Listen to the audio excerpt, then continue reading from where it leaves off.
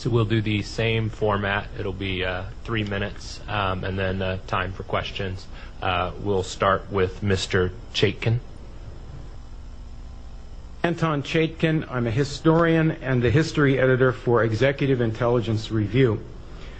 President Obama has put in place a reform apparatus reviving the euthanasia of Hitler Germany in 1939 that began the genocide there.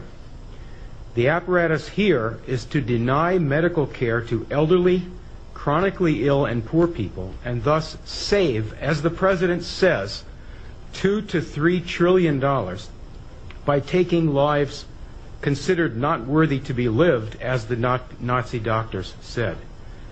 Dr. Ezekiel Emanuel and other avowed cost-cutters on this panel also lead a propaganda movement for euthanasia headquartered at the Hastings Center, of which Dr. Emanuel is a fellow. They shape public opinion and the medical profession to accept a death culture such as the Washington state law passed in November to let physicians help kill patients whose medical care is now rapidly being withdrawn in the universal health disaster.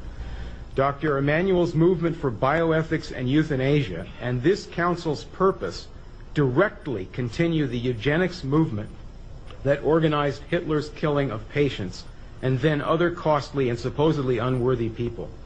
Dr. Emanuel wrote last October 12th that a crisis, war, and financial collapse would get the frightened public to accept the program.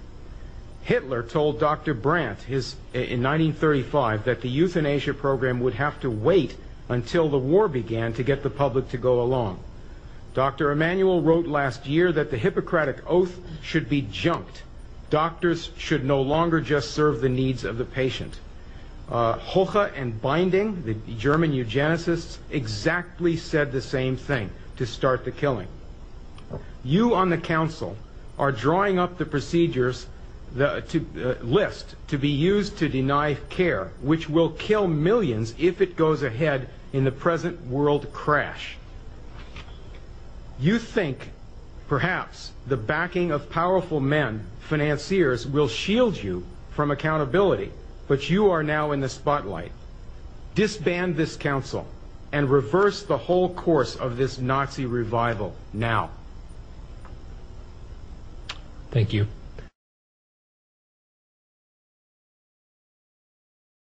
A quick break. I'm going to ask for questions and comments. Ms. Zuckerman, if you can come up, and I'm opening it up to the panel. And you'll... Yes, we're still going to, Ms. Williams, you're still going to get to talk. I'm going to ask Ms. Zuckerman to come up and join you. We're going to take a quick stop in the panel to open it up for comments or questions, because we have a few folks who have to potentially go. The whole transcript will be available, though, and all comments will be shared with all council members. I apologize that I have to go back to an important meeting. I do want to just clarify one thing about my own, since my reputation has been besmirched here, is I think I do have a very long record of writing against the legalization of euthanasia. So the association of me and that seemed a little strange, given, I don't know, at least 30 years or 25 years of writing on the topic against the legalization. So just to clarify the record for everyone in the room. Thank you. Can we...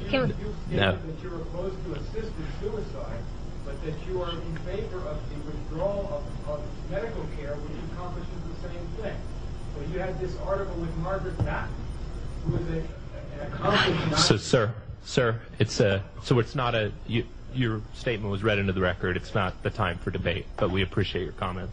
And we apologize for the break in the panel, but we just wanted to have that break.